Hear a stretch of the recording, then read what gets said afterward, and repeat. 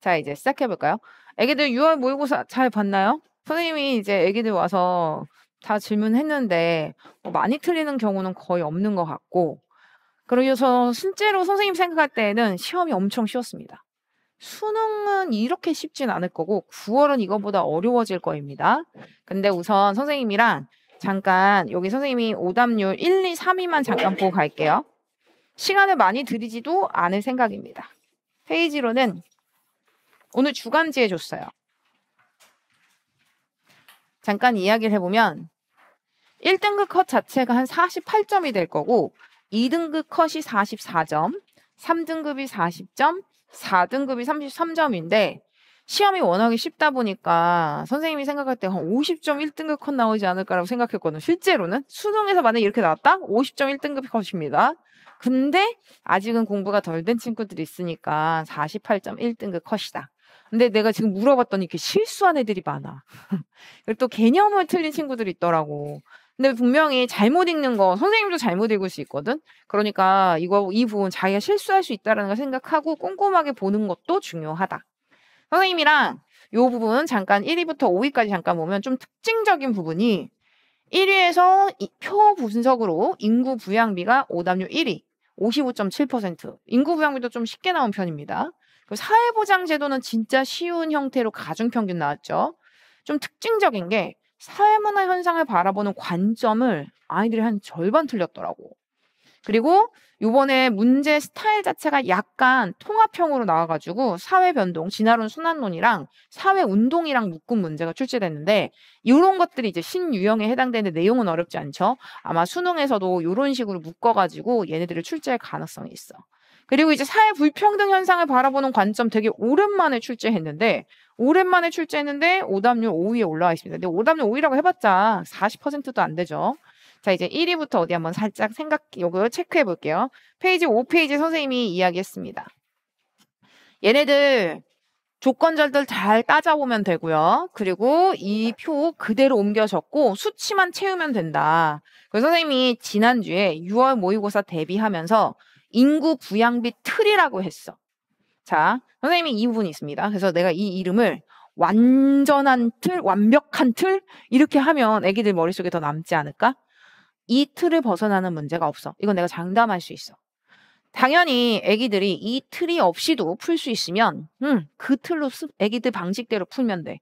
근데 집중력이 떨어져서 선생님 저 20번 푸는 게 빡빡해요 라고 하면 이 틀을 생각해가지고 여기 위에가 절대치였죠. 지난주에 선생님이랑 했었죠.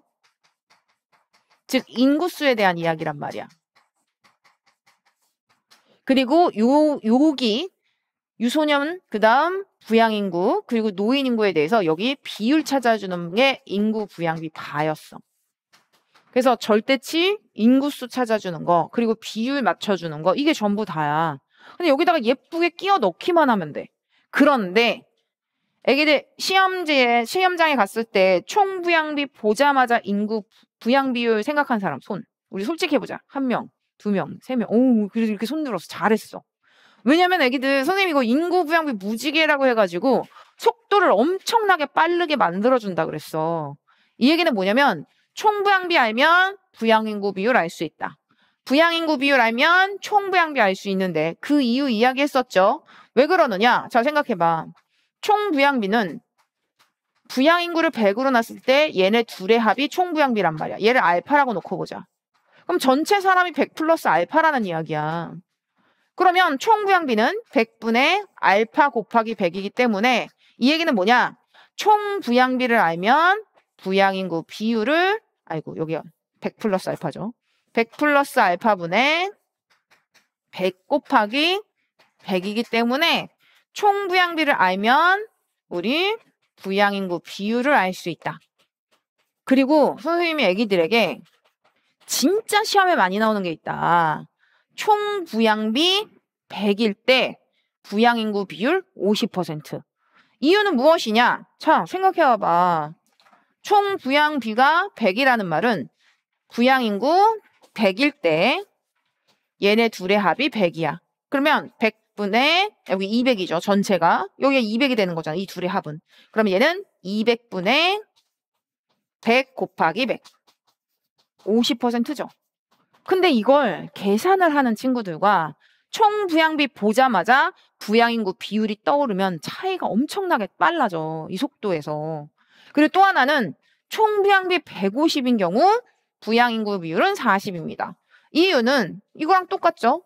이렇게 계산해 준 거랑 똑같은 건데 얘가 100일 때 얘가 150이라는 이야기야. 얘네 둘의 합이. 그럼 전체는 250이잖아.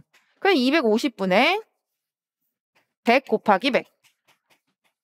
그럼 얘는 40%가 됩니다. 이렇게. 그래서 부양인구 비율이 40이면 거꾸로 총부양비 150. 부양인구 비율이 50이면 총부양비 100. 이렇게 자유자재로 왔다 갔다 할 때 속도감이 진짜 빨라지는데 시험 문제의 대부분이 여기서 많이 나와. 그러니까 선생님이 이 부분을 꼭 알아둬라라고 이야기했던 부분이야. 자, 이제 볼까요? 어디 한번 예쁘게 옮겨만 적어볼게요. 지금 어디 한번 생각해보자. 연결고리라 그랬어. 이제 시작점도 그래. 이건 연결고리이기 때문에 연결고리는 사람 수에 대한 연결고리야. 아, 요거 세 개가 있죠? 갑국과 을국의 전체 인구 얘네 둘이잖아. 갑국과 을국의 전체 인구는 같아.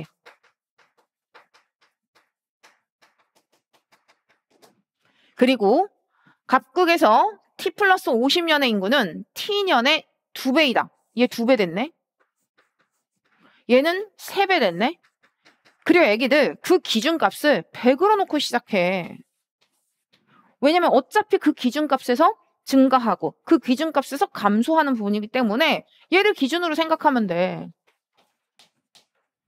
자, 이제 어디 한번 보자. 전체 인구에서 노인 인구의 비율이 t년의 10%. 노령화 지수가 20이래. 그럼 얘가 100일 때, 노령화 지수는 얘가 100일 때 얘 20이잖아. 이 비율, 우리 인구 부양비 그 부양비 구몬 학습했잖아. 이거 5대 1이잖아. 그럼 여기서 이렇게 가면 여기 50대죠. 그럼 얘는 40대겠지. 끝. 원래 선생님 스타일은 여기 위에다가 10, 40, 50 쓰지 않습니다. 왜냐? 그냥 여기 동그라미 치고 얘를 절대치 100이라고 했을 때 이러면 돼. 그런데 선생님은 최대한 애기들에게 완벽한 틀 안에서 이 숫자를 보여줄게. 그리고 나중에 애기들이 생략하는 쪽으로. 그럼 자, 이제 다 썼어. 이미 총부양비 나왔다? 애기야, 총부양비 무지개가 있었지. 우리 인구부양비부터 했었어. 총부양비 무지개 물론 계산해도 됩니다. 40분의 60 곱하기 100 해서 총부양비 150 나왔습니다. 그럼 여기 150 되는 거야. 갑국의 t 플러스 50년입니다. 전체 인구 대비 노인 인구의 비율이 35%. 노령화 지수 100일 때 140입니다. 이렇게 해도 되지? 얘 5대 7이네. 그럼 여기는 5대 7이 되려면 여기는 25여야 돼. 그럼 여기는 40대여야 돼. 그러면 40%이기 때문에 여기 총부양비도 150이야. 하지만 이렇게 풀어줘도 되죠? 40분의 60 곱하기 100. 이렇게 해도 되고요. 그 다음 또 두 가지가 있어. 비율을 먼저 찾아준 다음에 숫자 여기다 200 넣어. 2배 됐다니까. 애기야, 여기가 100%잖아. 여기 2배씩 그대로 올려줘도 돼. 물론 200 곱하기 100분의 35 해도 되지만 그대로 2배씩 올려주면 되잖아. 70, 80, 50, 끝. 자, 이제 을국 볼까요? 을국은 선생님 지금 하나하나 보는 거지만 실제 시험장에서는 여기 10% 썼고 총부양비 얘가 100일 때 얘가 100이라면 얘는 50%잖아. 끝났네. 그럼 얘 40%. 그 다음 노령화 지수가 100. 노령화 지수가 100이라는 건 얘가 100일 때 얘가 100이야. 근데 총부양비가 100이잖아. 얘가 100일 때 얘가 100이야. 그럼 여기는 50%여야 돼. 여기가 50%려면 얘는 25%가 되겠지. 이제 여기 맞춰주기만 하면 돼. 원래대로라면 이렇게 동그라미 쳐서 100 해줘도 되지만 얘 10, 여기 50, 여기 40이니까. 그리고 여기는 3배 됐잖아. 300이네. 여기 75, 얘 150, 얘는 75 됩니다. 끝. 시험장에서 이 틀 밖으로 넘어가는 문제는 없습니다. 내가 장담할 수 있어. 그러니까 애기들이 선생님 저 인구부양비가 완벽하게 마스터됐어요 라고 하면 애기들 방식대로 풀면 돼. 근데 선생님 저 인구 부양비 마스터 되기까지 조금 시간이 걸릴 것 같고 자꾸 어떤 비율이라든지 어떤 비라든지 인구 이 절대치가 헷갈려요라고 하면 이 틀을 가져가. 요렇게 풀면 되죠. 자, 이제 보기 어디 한번 볼까요? 보기는 기역. 기역과 니은이 같고 이건 선생님이 먼저 선생님 이제 송글씨 지저분해 보일 수 있어서 PPT로 다 가지고 온 거예요. 이제 여기 다 찾았어. 이 경우 기역과 니은은 같다라고 이야기를 했습니다. 여기에 기역 얘가 25. 이거 몇 퍼센트냐니까 기역 25. 그 다음에 얘 100일 때 얼마니라고 이야기했을 때 얘가 40대 10이잖아. 그러니까 여기도 25잖아. 그러니 기역과 니은은 같습니다. 그런데 리을은 디귿보다 크다가 아니라 둘 다 150. 그리고 비율이 같으면 당연히 총부양비 같겠지. 그러니 크다가 아니라 여기선 같다가 됩니다. 을국의 T 플러스 50년 부양인구는 각국의 T년의 유소년 인구예요. 을국의 T 플러스 50년 부양인구 얘입니다. 150. 근데 각국의 T년 유소년의 지금 3배죠. 그러니 니은 맞는 말. 디귿 T년 노년 부양비의 경우 각국이 을국보다 크고라고 이야기를 합니다. 노년 부양비는 40분의 10으로 가면 돼. 그렇다면 여기 T년 노년 부양비 각국은 40분의 10. 을국은요. 여기잖아. 50분의 10. 그리고 유소년 부양비의 경우입니다. 유소년 부양비는요. 80분의 50. 각국이죠. 을국 같은 경우는 150분의 75인데 얘는 절반인데 얘는 절반 넘잖아. 갑국보다 을국이 작다가 됩니다. 그러니 틀렸죠. 갑국과 을국 모두 T년 대비 T 플러스 50년에 노인 인구를 대상으로 한 복지 지출의 필요성이 커졌다라고 이야기하면 노인 인구수가 다 증가했잖아. 그러니 커진 거라고 볼 수 있겠죠. 그러니 니은과 리을 골라 4번인데 어렵지 않은데 선생님이 이제 강조하는 부분. 시험은 이거보다 더 어려워질 겁니다. 원래 항상 그렇거든. 6월은 조금 쉽고 9월이 약간 어렵더니 수능은 더 어려운 형태로 사탐은 항상 그런 식으로 나오는데 3원이 특히 그래. 3원은 항상 수능이 조금씩 더 어려웠어. 최근 들어서. 근데 어떻게 나와도 이 틀을 벗어나지 않을 것이다. 그런데 애기들이 모든 인구부양비 문제를 볼 때마다 이 틀에다가 넣으려고 노력을 해. 그리고 선생님 저는 이제 틀 없이 돼요. 그럼 당연히 이 틀 버려도 되죠. 익숙해지고 만점이 나올 때까지 실수하지 않을 때까지 이 틀 쓰다가 나중에 익숙해지면 이 틀 버리면 돼. 나중에 되면 이런 형태죠. 자 생각해봐. 만약에 처음이라고 치면 이런 경우야. 이 문제를 봤어.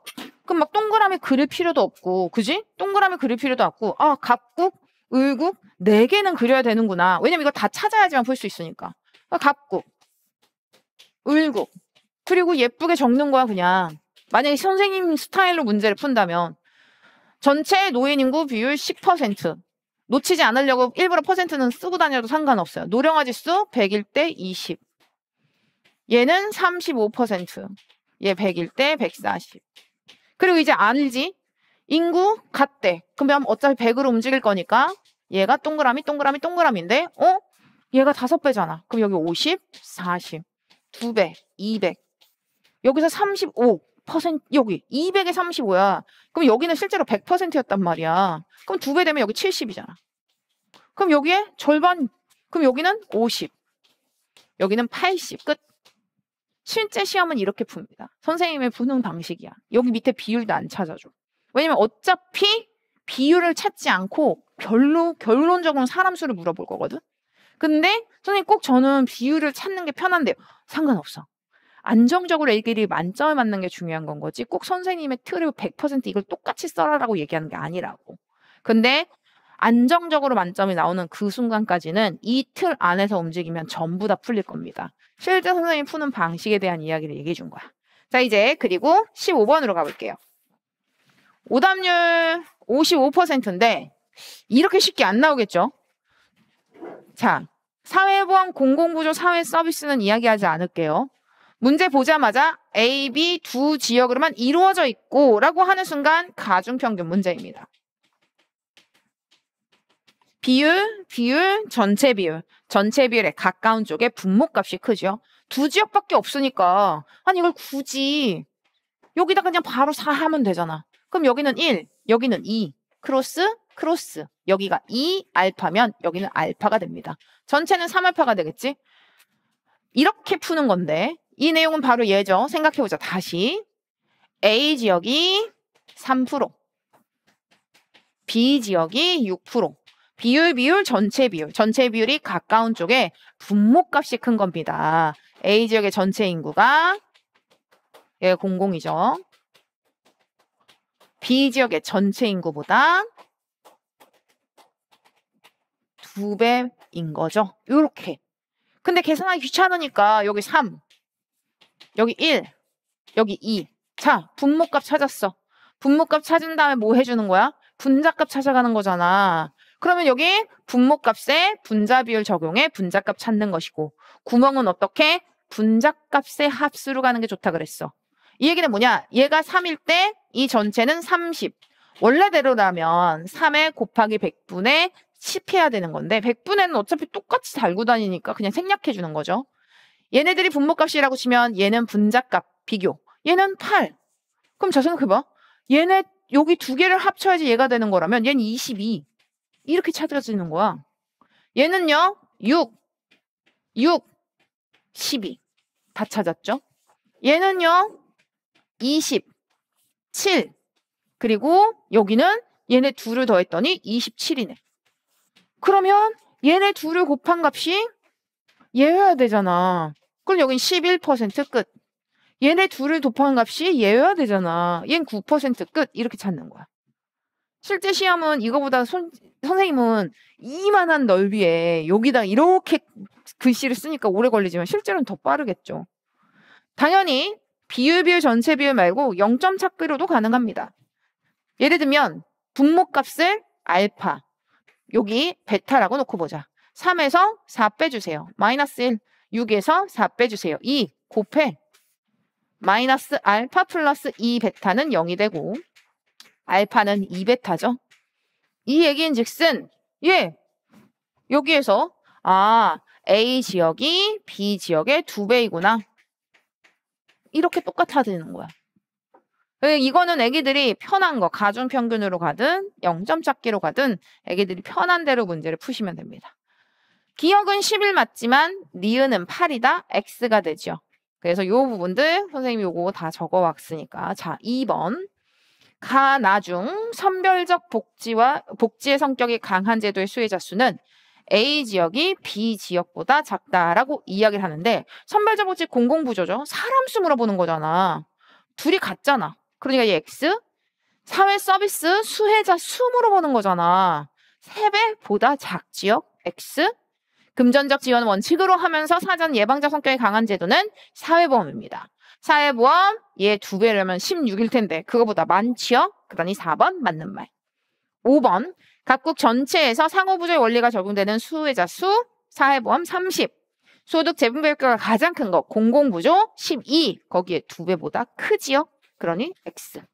실제 최근 들어서 나왔던 표분석 중에 가장 쉬운 표분석이었습니다. 근데 지금은 6월이잖아. 수능은 실제 이거보다 더 어려울 거예요. 작년 수능도 그랬고 작년 9월도 그랬어요. 자 이제 좀 충격적인데 애기들은 한 명도 안 틀린 것 같아. 내가 애기들 이제 수업 시작하기 전에 좀 일찍 온 친구들한테 뭐 틀렸어? 이러고 물어봤는데 이거를 틀렸다는 친구는 한 명도 없었던 것 같아. 뭐냐면 이거 사회문화 현상 바라보는 관점입니다. 잠깐 볼게요. 이게 7번 문제 봐봐. 7번 문제 7페이지. OX 잠깐만 해볼게요. 30초 줄게. 12, 13, 15, 18, 19, 20 이렇게 되어 있지. 주간지 7페이지에 오늘 준 거죠. 주간지 7페이지에 선생님이 30초 줄게요.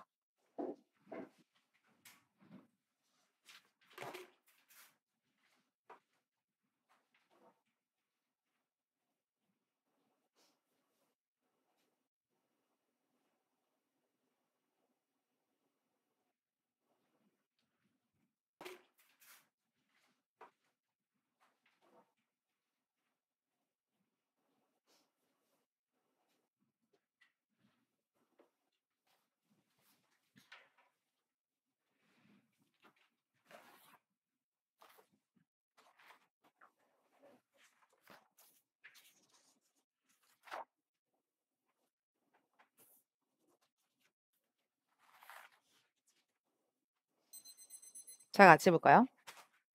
자, 애기들 같은 경우는 선생님이 이제 지금은 애기들 다 앉아 있으니까 지금은 잘 모르지만 선생님 일찍 온 친구들에게 물어봤을 때 2번 틀렸다는 친구는 한 명도 없었거든. 선생님이 이거를 봤어. 거꾸로. 아, 애들은 왜 이게 오답률 3위? 이거 50% 오답률인 거야. 한 49.6%거든? 이해가 안 되는 거야. 그리고 나서 봤더니 일반적인 고3 애기들이죠. 일반적인 공부하는 친구들 입장에서 이거를 아예 개념 자체를 몰랐더라고. 어떤 분이야? 이 디귿 말이지.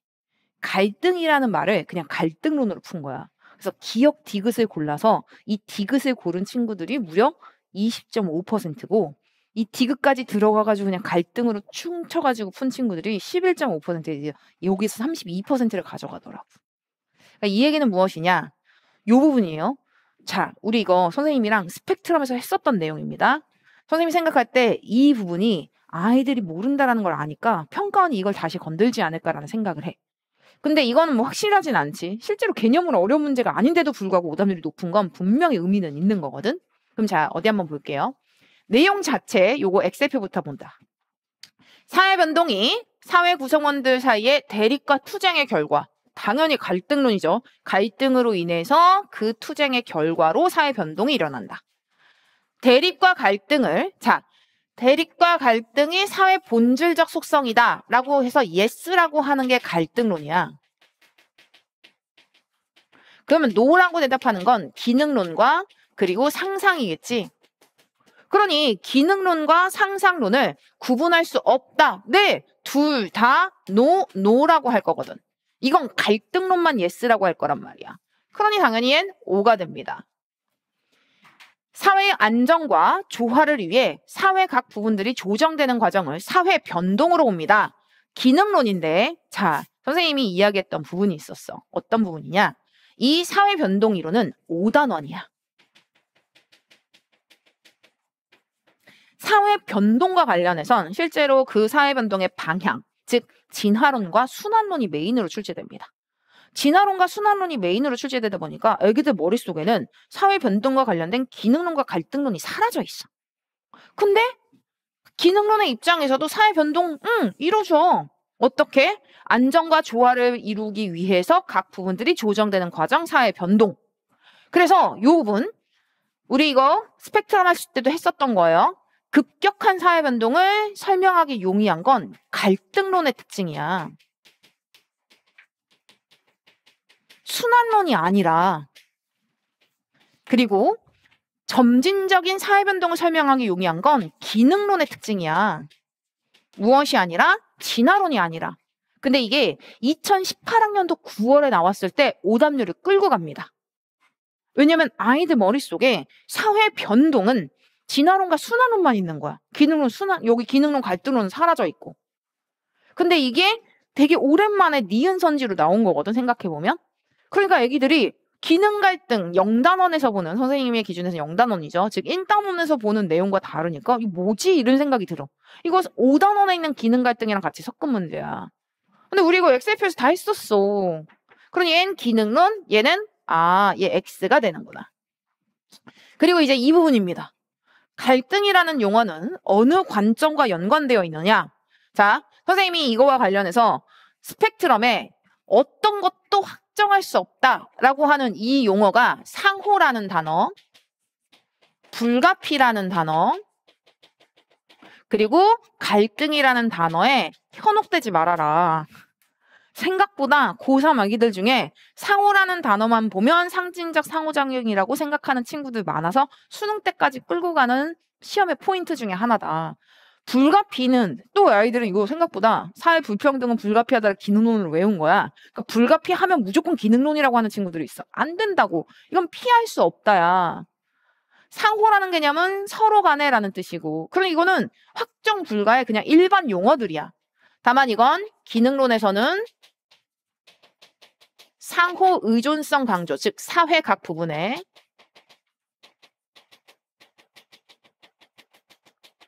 상호 의존성 강조. 근데 이거 평가원이 고3 애기들이 수능 끝날 때까지 틀리는 걸 알거든? 저거 수능 때까지 나온다? 상호라는 단어로 의존성 보여주면서 야 이거 상징적 상호작용론이지 이러고 말이지. 근데 수능 때까지 틀리는 친구들이 있어. 그 수능 아마 또 나올 거야, 이 얘기는. 애기야, 요 부분 갈등론도 연결될 수 있죠. 상호라는 단어. 상호라는 단어가 갈등론으로 붙으면 자, 사회 각 집단 간의 대립과 갈등을 강조하는 거. 이런 부분은 갈등론이겠지. 그리고 얘가 상징적 상호작용론. 선생님 상상론이라고만 할게요. 사회 현상에 의미 부여하고 상호작용하는 것. 예를 들면 선생님 맨날 똑같은 예시 들죠? 비둘기에 대해서 평화라고 의미 부여하고 상호작용하는 과정. 의미 부여하고 상호작용하는 과정을 중시하는 거. 상상론이지. 그에 비해 불가피 볼까요? 불가피는 피할 수 없다야. 자, 기능론의 입장에서는 그 불가피, 사회 불평등은 불가피하다. 무엇을 피할 수 없는데 불평등 현상을 피할 수 없는 거죠. 근데 갈등론의 입장에서도 불가피라는 말 쓸 수 있어요. 집단 간 갈등은 불가피하다. 이거 갈등론에 쓰는 표현이지. 갈등! 이것도 기능론, 갈등론에서 다 쓸 수 있어. 기능론에서는 사회의 균형이 일시적으로 깨진 현상이야.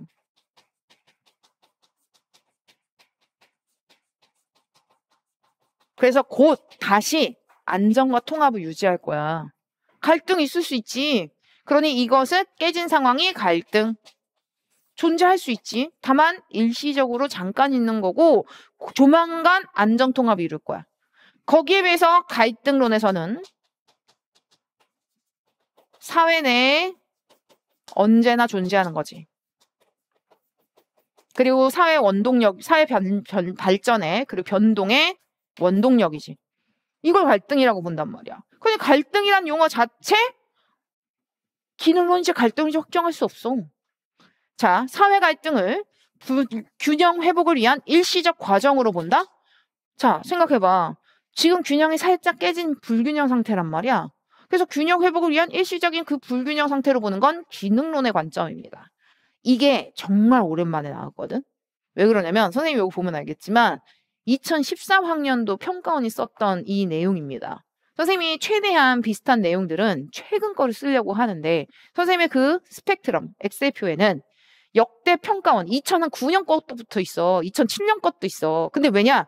다시 갖다 쓸 수 있거든. 이번이 딱 그렇잖아.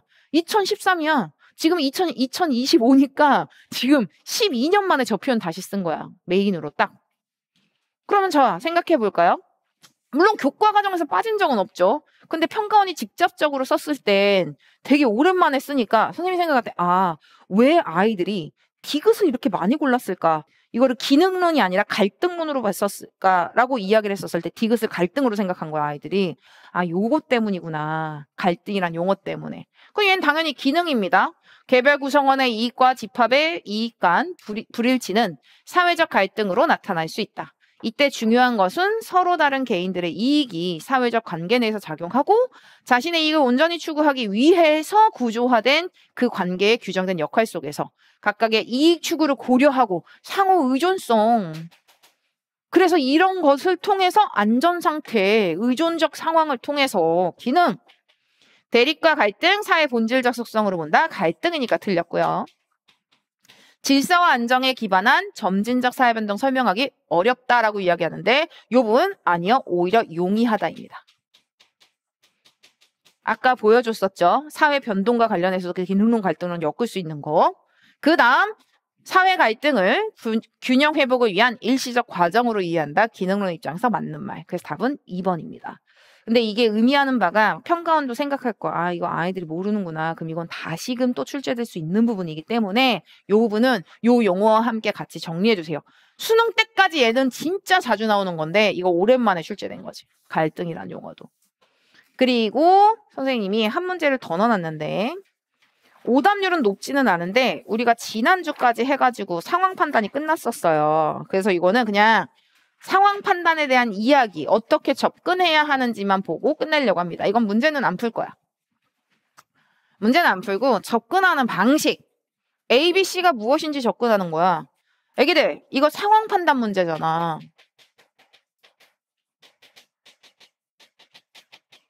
선생님이 이 상황 판단 어디서 접근한다? 처음부터 끝까지 너무 집중력이 좋아서 아무것도 안 했는데 갑자기 눈에 확 보여서 A가 실험이지 이렇게 만약에 찾아졌어. 그러면 확실하게 그게 모순점이 있는지만 확인해서 맞았다면 그렇게 풀어도 돼. 근데 대부분 시험장에서는 차근차근 하나씩 한 단계 한 단계를 거쳐서 요거로 가게 된단 말이야. 그럼 자, 얘는 뭐냐? 처음부터 끝까지 모순점 찾기입니다.